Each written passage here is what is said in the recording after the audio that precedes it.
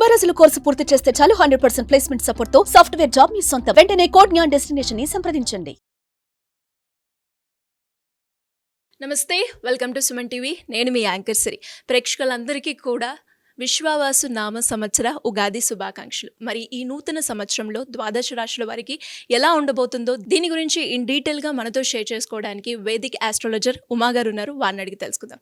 నమస్కారం సార్. నమస్తే అమ్మా. నూతన సంవత్సరంలో మకర రాశి వారికి విద్యాపరంగా, ఆరోగ్యపరంగా, ఆర్థిక పరంగా, సంతాన పరంగా ఎలా ఉండబోతుంది? వారు ఎలాంటి పరిహారాలు చేసుకోవాలి గురుగారు? తప్పకుండా అమ్మా. ముందుగా నూతన తెలుగు సంవత్సర శుభాకాంక్షలు అందరికీ కూడా. విశ్వావసునామ సంవత్సరంలో మకర రాశి వాళ్ళకి రాశి ఫలాలు ఒకసారి గమనిస్తే కనుక ఈ యొక్క మకర రాశి వాళ్ళకి గత జరిగినటువంటి 7.5 సంవత్సరాలుగా ఏలినాటి శని యొక్క దోషం వల్ల బాధపడుతున్నారు. ఈ మార్చి 30తో వీళ్ళకి ఏలినాటి శని వెళ్ళిపోబోతోంది అని చెప్పొచ్చమ్మా. అయితే వెళ్ళిపోవడం వల్ల ఏం జరుగుతాయి అంటే 30 సంవత్సరాల లోపు ఉన్న వాళ్ళకి ఖచ్చితంగా మంచి శుభకార్యాలు జరగడము, సెటిల్మెంట్ లేని వాళ్ళకి సెటిల్మెంట్ రావడం లాంటివి ఎన్నో జరిగే అవకాశం ఉంటుంది. అయితే దాంతోపాటుగా మకర రాశి వాళ్ళకి మే 15వ తారీఖు తర్వాత నుంచి, అంటే ఇప్పుడు వీళ్ళకి శని 2వ స్థానం నుంచి 3వ స్థానంలోకి వెళ్తున్నాడు. సో శని బలం అనేది చాలా బాగుంటుంది ఇప్పుడు. సో ఇప్పుడు వీళ్ళు ఎక్కడైనా పనిచేస్తున్న వాళ్ళైతే బయటకు వచ్చి ఇండిపెండెంట్గా అక్కడ పని చేయాలనుకోవడము, వాళ్ళకి ఇండివిజువల్ టాలెంట్ బయటికి రావడము, తద్వారా వాళ్ళ జీవితంలో ఎదగాలి అనేటువంటి ఒక సాహసోపేత నిర్ణయాలు తీసుకునే అవకాశం చాలా ఎక్కువగా ఉంటుంది. దాంతోపాటుగా ఇంకా చెప్పాలంటే గురుడు ఎప్పుడైతే మార్చి 30 నుంచి మే 15 దాకా చాలా బాగుంటుంది. మే 15 తర్వాత నుంచి గురుబలం అనేటువంటి తగ్గే అవకాశాలు ఉన్నాయి. ఎప్పుడైతే గురుబలం తగ్గుతుందో ఫైనాన్షియల్ ఇష్యూస్ అనేవి స్టార్ట్ అయ్యే అవకాశం ఉంటుంది. కాస్త పేరు ప్రఖ్యాతుల విషయంలో జాగ్రత్తగా ఉండాలి. అవమానపడేటువంటి అవకాశాలు ఉంటాయి.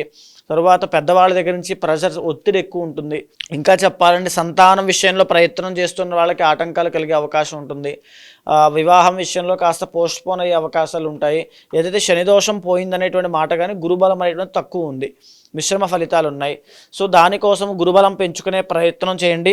శ్రీరుద్ర యాగం చేయండి, గురుబలం పెరుగుతుంది, అద్భుతమైన ఫలితాలు ఉంటాయి. దీంతో పాటుగా మకర రాశి వాళ్ళకి మే 18వ తారీఖు తర్వాత ఈ యొక్క రాహు 2nd హౌస్లోకి రాబోతున్నాడు. రాహు ఎప్పుడైతే 2nd హౌస్లోకి వస్తాడో ఆర్థిక పరమైన విషయాల్లో జాగ్రత్తగా ఉండాలి. సేమ్ అదే ఫైనాన్షియల్ ఇష్యూస్ గురుబలం లేకపోవడం వల్ల, రాహు 2nd హౌస్ వల్ల ఫైనాన్షియల్ మ్యాటర్స్లో చాలా జాగ్రత్త. ఫైనాన్షియల్ మేనేజ్మెంట్ అనేది చాలా చాలా జాగ్రత్తగా చూసుకోండి, చాలా అవసరం కూడా. అయితే ఇకపోతే ఇంతటి దీంట్లో కూడా కొన్ని యోగాలు, రాజయోగాలు, రవి కుజుల యొక్క బలం వల్ల కొన్ని రాజయోగాలు పట్టబోతున్నాయి. ఎస్పెషల్లీ మకర రాశి వాళ్ళకి 2025 సంవత్సరంలో నవంబర్ మాసం అంతా రాజయోగము, భూస్వర్ణ లాభాలు, కాంపిటేటివ్ ఎగ్జామ్స్లో విజయాలు సాధించడము, ఉత్తీర్ణత శాతం పెరగడము, తర్వాత ఆరోగ్య సమస్యలు తగ్గడము, పెండింగ్ వ్యవహారాలు, కోర్టు వ్యవహారాల్లో విజయం సాధించడము, ఇంకా శత్రువుల మీద ఆధిక్యత వీళ్ళు సంపాదించడం లాంటివి ఎన్నో రకాల విజయాలు నవంబర్ మాసం అంతా విజయవంతంగా వెళ్ళే అవకాశం ఉంది. దాని తర్వాత ఇంకా మాట్లాడుకోవాలనుకుంటే కనుక ఈ మార్చి మాసం చివరిలో ఏదైతే ఇప్పుడు ఈ ఉగాది నడుస్తోందో దీని యొక్క షష్టగ్రహ కూటమి యొక్క ప్రభావం చేత, ఎందుకంటే 3వ స్థానంలో 6 గ్రహాలు కలుస్తున్నాయి కాబట్టి దీని ప్రభావం వల్ల ఖచ్చితంగా ఒక మేలు జరిగే అవకాశం ఉంటుంది. సో దాన్ని అందిపుచ్చుకునేటువంటి ప్రయత్నం చేయండి. చేతి వృత్తి వ్యాపారం చేసుకునే వాళ్ళకి కానీ, మీ ఓన్ ఇండిపెండెంట్గా పని చేయాలి అని చెప్పి మీరు తహతహలు ఆడుతూ ఉంటే ఖచ్చితంగా మీకు జీవితంలో ముందడుగు పడుతుంది అని చెప్పచ్చు. ఇప్పటిదాకా మా జీవితంలో సెటిల్మెంట్ లేదనుకున్న వాళ్ళకి కూడా మంచి జరిగే అవకాశాలు ఉన్నాయి. కాకపోతే గురుబలం తగ్గే అవకాశం ఉంది కాబట్టి గురుబలం పెంచుకునే ప్రయత్నం చేయండి, చాలా బాగుంటుంది.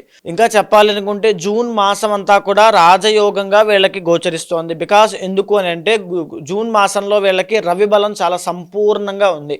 దాని మూలాన కార్యసిద్ధి, ప్రభుత్వ ఉద్యోగం కోసం ప్రయత్నం చేస్తున్న వాళ్ళకైనా, ప్రభుత్వ రంగంలో ఉన్న వాళ్ళకైనా ప్రశంసలు, మన్ననలు, అభినందనలు పొందడము, వీళ్ళ యొక్క పెర్ఫార్మెన్స్కి, యాక్టివిటీకి తగినటువంటి గుర్తింపు రావడము, రాజకీయ పరంగా ఉన్న వాళ్ళకైతే ఒక పదవీ యోగం పట్టడం లాంటివి, మెడికల్ ఫీల్డ్లో ఉన్న వాళ్ళకి, బంగారం వ్యాపారం చేసే వాళ్ళకి అద్భుతమైన రాజయోగం అని చెప్పొచ్చు జూన్ మాసం అంతా. అయితే ఇది పోయిన తర్వాత, ఈ జూన్ మాసం అయిపోయిన తర్వాత జూలై, ఆగస్టు ఈ 2 నెలల్లోనూ శుక్రబలం తగ్గడం చేత ఎవరైతే కళారంగంలో, సినీ రంగంలో, తర్వాత క్రియేటివ్ ఫీల్డ్స్లో ఉంటారో, వ్యాపారం చేస్తూ ఉంటారో, ఆడవాళ్ళకి సంబంధించి బ్యూటీ ప్రొడక్ట్స్ కానీ, ఇంటీరియర్ డిజైనింగ్స్ కానీ, ఫర్నిచర్ షాప్స్ కానీ, ఆర్కిటెక్ట్స్ కానీ, కన్స్ట్రక్షన్ ఫీల్డ్ కానీ, లేదనుకుంటే ప్రేమ వ్యవహారాల్లో కానీ, వైవాహిక జీవితంలో కానీ కాస్త ఇబ్బందులు వచ్చేటువంటి సమయము జూలై, ఆగస్టు. ఈ 2 నెలల్లో చాలా జాగ్రత్తగా ఉండాలి. లగ్జరీకి వెళ్ళే జీవితంలో ఆ డబ్బులు అనేవి ఖర్చు పెట్టద్దు.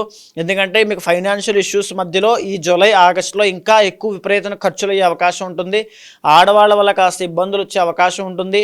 ఈ 2 నెలలు తప్పితే మిగతాదంతా కూడా మిశ్రమ ఫలితాలు గోచరిస్తున్నాయి. మంచి రాజయోగాలు కూడా కనబడుతున్నాయి. కాబట్టి మనోధైర్యంతో పనిచేయండి. ఎఫర్ట్స్ అనేవి ఇంకా పెంచండి. అద్భుతమైనటువంటి రిజల్ట్స్ చూస్తారు.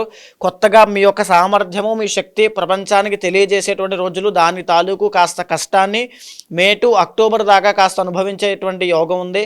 కానీ కంగారు పడద్దు. పర్సనల్ చార్ట్లో కనుక మీ యొక్క యోగం బాగుంది అనుకుంటే ఎక్సలెంట్గా మీ జీవితాన్ని లీడ్ చేయగలిగేటువంటి సామర్థ్యము, శక్తి ఉత్పన్నమవుతాయి. ఆ విషయంలో ఎలాంటి ఢోకా లేదు. శ్రీరుద్ర యాగం అనేటువంటిది ఖచ్చితంగా చేయండి. గురుబలం పెరుగుతుంది. సో మరి ఈ నూతన సంవత్సరంలో ఎవరైనా కూడా జాతకరీత్యా వాళ్ళు ఎదుర్కొన్న సమస్యలకి పరిష్కారం చేసుకోవాలి అంటే ఏ విధంగా మిమ్మల్ని అప్రోచ్ అయ్యే ఛాన్స్ ఉందంటారు గురుగారు? తప్పకుండా అమ్మా. ఇప్పుడు నేను చెప్పినటువంటిది ఏదైతే గ్రహ సంచారము, గోచార గ్రహ సంచారం ఆధారంగా, ట్రాన్సిట్స్ ఆధారంగా ఏ రకాలుగా మీ జీవితంలో మార్పులు రాబోతున్నాయి, ఎలాంటి జాగ్రత్తలు తీసుకోవాలో మనం మాట్లాడుకున్నాం. కానీ మీ పర్సనల్ చార్ట్ అనేది చాలా ఇంపార్టెంట్ అండి. అక్కడ కనుక ఏదైనా మీకు ఒక గజకేసరి యోగం కానీ, గురు చండాల యోగం కానీ, బుధ ఆదిత్య యోగం కానీ, దశాంతర్దశలు అద్భుతమైన రాజయోగాలు ఉంటే ఈ ప్రాబ్లమ్స్ని ఈజీగా ఓవర్కమ్ చేస్తారు. ఇక్కడ ఉన్నటువంటి పాజిటివిటీ అయినా నెగిటివిటీ అయినా దానికి ప్యారలల్గా మీ పర్సనల్ చార్ట్లో కూడా బలం ఉండాలి. ఒకవేళ మీ జాతకంలో ఇప్పుడు నేను చెప్పిన రవి సంచారం అప్పుడు రాజయోగము, కుజ సంచారం అప్పుడు రాజయోగాలు అప్పుడు కూడా పట్టట్లేదు, ఏదో ఇబ్బంది వస్తూనే ఉంది అంటే పర్సనల్ చార్ట్లో ఖచ్చితంగా ఇబ్బంది ఉంది అని అర్థము. దాన్ని గుర్తించండి. ఖచ్చితంగా మీ పర్సనల్ చార్ట్ చూడండి. దాంట్లో ఏవైనా దోషాలు ఉంటే తగిన పరిహారములు, పూజలు ఆచరించండి. శీఘ్రంగా ఈ యొక్క రాజయోగాలు అనుభవిస్తారు. ఒకవేళ అలాంటి వాళ్ళు ఎవరైనా ఉంటే తప్పకుండా కింద కనిపించే నెంబర్కి కాల్ చేయండి.